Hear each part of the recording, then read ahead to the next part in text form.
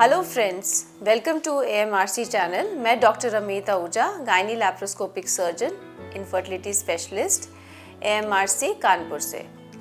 आज हम लोग बात करने वाले हैं पीरियड्स के दौरान होने वाले पेन के बारे में, जो कि एक बहुत ही कॉमन प्रॉब्लम है। इनफैक्ट 70 to 90% लेडीज़ में ये प्रॉब्लम पाई जाती है और मेडिकल टर्मिनोलॉजी में हम लोग इसको डिस्मेनोरिया कहते हैं। तो ये पेन कहाँ होता है? ये अधिकतर लेडीज़ को पीरियड्स आने से पहले और या फिर पीरियड्स के टाइम पे या पीरियड्स के पहले दिन में पेट के निचले हिस्से में होता है और ये पेन लेग्स में जाता है, कमर में जाता है और इसके साथ अक्सर पेशेंट्स को रहता है नौजिया यानी जी मिचलाना और वॉमिटिंग होना, और कभी कभी कुछ पेशेंट्स में लूज मोशन भी होता है। हेडेक भी कई लोगों को रहता है और कई लोगों को इतनी वीकनेस लगती है या फिर चक्कर आते हैं। तो ये सब सारे डिस्मेनोरिया के साथ एसोसिएटेड सिम्टम्स होते हैं। डिस्मेनोरिया दो प्रकार का होता है, primary dysmenorrhoea, secondary dysmenorrhoea. Primary dysmenorrhoea किसको कहते हैं? प्राइमरी डिस्मेनोरिया का मतलब है अगर यूट्रस में कोई भी पैथोलॉजी ना हो, डिजीज फ्री यूट्रस हो, तो हर महीने, जैसे मैंने अपने पिछले वीडियोस में भी बताया है, यूट्रस की 3 लेयर्स होती हैं, एंडोमेट्रियम, मायोमेट्रियम, सिरोजा। एंडोमेट्रियम हर महीने थिक होती है और पीरियड्स के दौरान शेड होती है। जब ये शेडिंग होती है तो यूट्रस की वॉल से कुछ केमिकल्स रिलीज होते हैं जिनको हम लोग प्रोस्टाग्लैंडिन्स कहते हैं।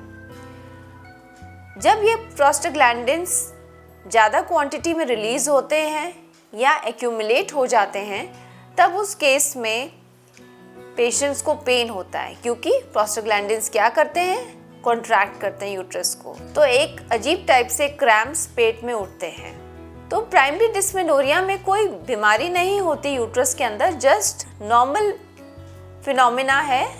ज़्यादा जब उसमें फिजियोलॉजिकल चेंजेस आते हैं यूट्रस के अंदर, तब ये पाया जाता है। तो इसका ट्रीटमेंट क्या है और कब करना चाहिए? देखिए, थोड़ा बहुत पेन तो सारी लेडीज़ को पीरियड्स के दौरान रहता है, लेकिन अगर बहुत सिवियर पेन है तब हमें क्या करना चाहिए? तब उस समय आप ले सकते हैं कुछ पेन किलर्स। कुछ पेशेंट सोचते हैं पेन किलर लेने से नुकसान होगा, लेकिन अगर आप 1 या 2 पेन किलर फर्स्ट डे ले रहे हैं तो कोई नुकसान नहीं। क्या क्या पेन किलर्स हम लोग ले सकते हैं? Mefenamic acid, ibuprofen, paracetamol, naproxen.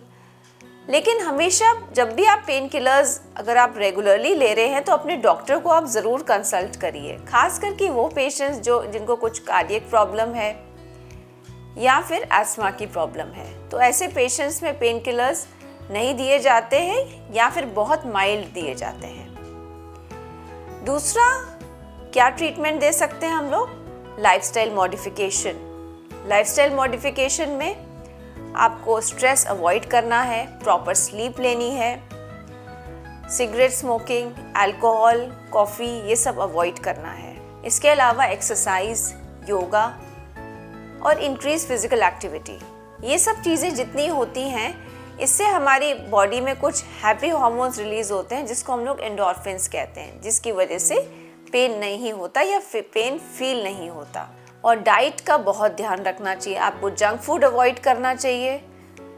उसके अलावा मैग्नीशियम रिच फूड लेना चाहिए, जैसे कि मैग्नीशियम किन किन चीज़ों में ज़्यादा मिलता है? पालक है, मेथी है, आपके नट्स हैं जैसे बादाम, काजू, अखरोट, और कुछ फ्रूट्स जैसे कि पपाया, एवोकाडो।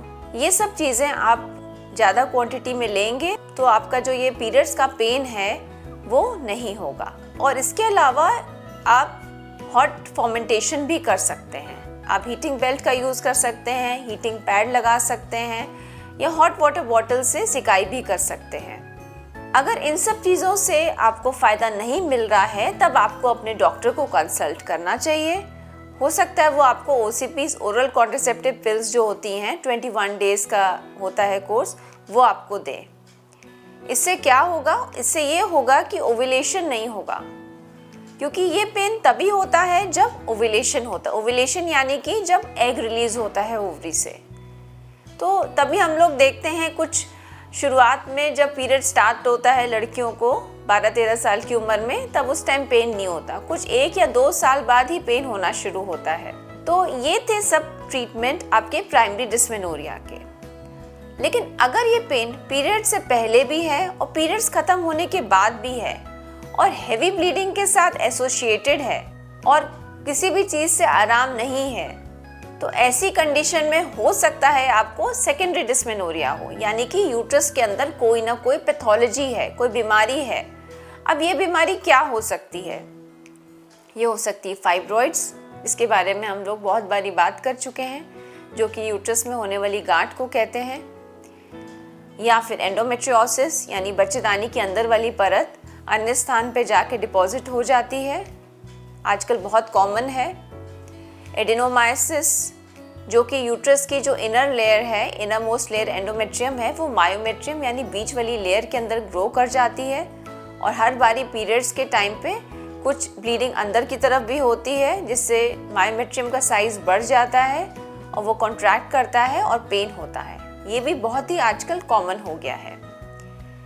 या फिर पेल्विक इन्फ्लेमेटरी डिजीज, यानी यूट्रस में और यूट्रस के आसपास के स्ट्रक्चर्स में इन्फेक्शन होना, ये भी एक कॉमन प्रॉब्लम है जिसकी वजह से आपको पीरियड्स के दौरान पेन हो सकता है।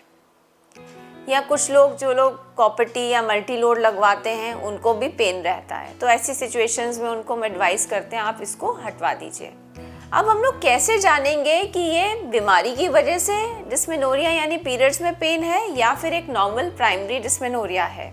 अगर आपको पीरियड्स से पहले पेन है, पीरियड्स के टाइम पे पेन है, या और पीरियड्स के बाद भी ये पेन कंटिन्यूड है नॉर्मल डेज में भी, तो ऐसी सिचुएशन में इशारा कर रहा है कि आपके यूट्रस के अंदर कोई पैथोलॉजी है। अगर ये पेन बहुत ज़्यादा ब्लीडिंग के साथ एसोसिएटेड है या इरेगुलर ब्लीडिंग के साथ एसोसिएटेड है, तो ये हो सकता है सेकेंडरी डिस्मेनोरिया हो। या सेक्सुअल कॉन्टैक्ट में पेन है, तब भी सेकेंडरी डिस्मेनोरिया हो सकता है आपको हो, और साथ में आपके कुछ ना कुछ पैथोलॉजी है यूट्रस के अंदर। तो ये सारे सिम्टम्स हैं जिससे आप सोच सकते हैं कि आपको सेकेंडरी डिस्मेनोरिया है, और ऐसी केसेस में आपको वेट नहीं करना है, अपने डॉक्टर को ज़रूर कंसल्ट करना है। डॉक्टर को कंसल्ट करना है, आपके डॉक्टर आपको अल्ट्रासाउंड के लिए बोलेंगे। खास करके अगर आप मैरिड हैं तो आपको ट्रांसवेजाइनल स्कैन कराना है, अपनी जो भी बीमारी है उसको डायग्नोस करवाना है, उसके बाद उसका प्रॉपर ट्रीटमेंट होगा। तो ये थी कुछ बातें डिस्मेनोरिया यानी पीरियड्स के दौरान पेन के बारे में। अगर इससे रिलेटेड कोई भी क्वेरी हो तो हमारे कमेंट बॉक्स पर ज़रूर डालिए, और इस वीडियो को अपने फ्रेंड्स के साथ शेयर करिए, जिससे मैक्सिमम लोगों का बेनिफिट हो, डिस्मेनोरिया के प्रति लोगों में अवेयरनेस क्रिएट हो। और अगर हमारा वीडियो पसंद आया है तो हमारे वीडियो को लाइक करिए, चैनल को सब्सक्राइब करिए। Thank you so much.